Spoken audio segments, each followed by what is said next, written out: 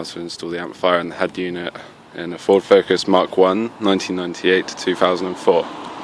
Okay, right, first of all what you'll need is, right, so we've got a Torx screwdriver.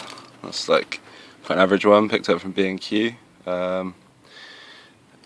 It's just like, it's about, I think it's a Torx 6, just like little Torx head there. Doesn't have to be a security pin. I think it's a Torx 6 anyway, but you'll find, it needs to be slightly bigger than that. But this works fine, this one works fine. And just your average Phillips screwdriver, just crosshead, just a little bit bigger than that.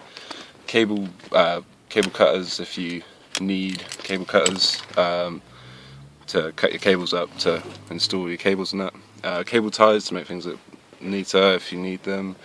Your head unit, and we'll get to that later on. Okay, so yeah, let's start with like the power in the under here.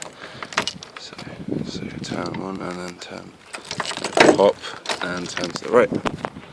Okay, and so we've got, this is the battery just here. This is the battery, and these are two power cables I've installed. Like, I've completely installed it. Right, here are the two power cables with like their fuses already in the end of the battery. Nice and easy. I just used a pair of pliers to get that screw off, but be really careful. I use rubber grip pliers, or else you might electrocute yourself, and no one wants that. Okay, so I've got two red cables here. They're for, because I've got two amplifiers in the boot, one for the sub and one for the speakers. Right, okay, so yeah, literally, I just got that going down there. Cable right now is literally just under here. Now, right, so now what we do, this is where you might need a car jack, because it might make things a little bit easier, although you don't necessarily need it. There's a Torx head screw.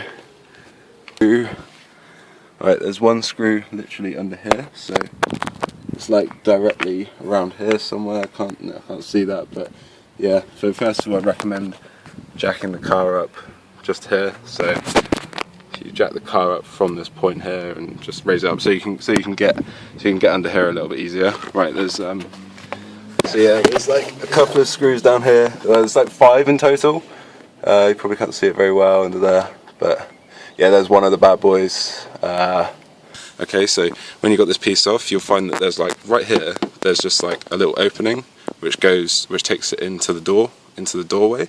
So what we're going to do is like so you're taking this plastic bit off and get your two power cables, and there's like some certain points that I've cable tied the two power cables onto like into this little metal hole here. So the cable ties are like behind this. The power cable's just going behind this, and they're just going in there. Sweet. Right, so that's all cable tied in, and the cables aren't moving, which is good and safe. Okay, so the next stage is, right, you see here, it's just the cables have literally just been threaded through in the door. So just threaded right, and from in there basically there's a little rubber grommet. Just get like a little knife on that or something, stab it through. I mean, yeah, that's the bodge way to do it, but I don't think there is any water that's gone into it yet, touch wood, but who knows. And then yeah, so for this bit I'd recommend taking off that little bolt there. This is all simple stuff and it will go back together again, not a problem. And that other bolt there, and you just take this piece off and you'll just be able to thread the cable through there, and it will pop out in there. So yeah, you're back in the car. So literally, yeah, you can tell it's kind of like in there somewhere. And now what I've done is that I've like threaded it back up there just to save space. Ignore the blue cable at the moment, that's the remote wire, we'll get back to that in a second. So now just cable tied the power cables all along inside the car, and they just go underneath the seat there to the boot. So alright, we've got the boot. Let's have a look. Alright, yeah, it's a bit of a scruff job, literally. Bodge of my life. Okay, so I've got like a dodgy power cable here which is all screwed up. Okay, so let me move this MDF board back a bit.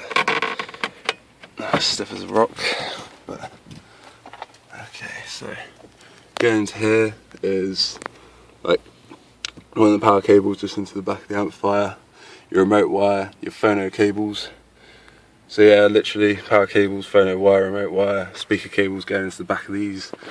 Subwoofer, just chilling. Right, point on phono cables, very important. Make sure you run them along the other side or the opposite side to your power cables, or else you might get distortion if you're unlucky. So yeah, that's all just cable tied in there, just going under the seat there again. And then that goes, well yeah, it's kind of all come undone, but I just did a bit of a bodge because I'm going to be selling this beauty soon anyway. So that just goes underneath there and literally just goes up, and so imagine it just goes up there into the back of the head unit area. Now I mentioned that blue wire earlier on. Now there it is, there's a little blue wire down there. It's very important. So yeah, I got that blue remote wire running to there, and now there's another key point. You'll need to run, well, to get behind the glove box, you got to undo it. So it's a simple job again. One screw, two screw, and three screw. Somewhere along there, okay? The remote wire just going in here, and so right, this is the back of the head unit. You'll need a Kenwood to Ford Focus stalk adapter. I bought mine on eBay for about £1.50.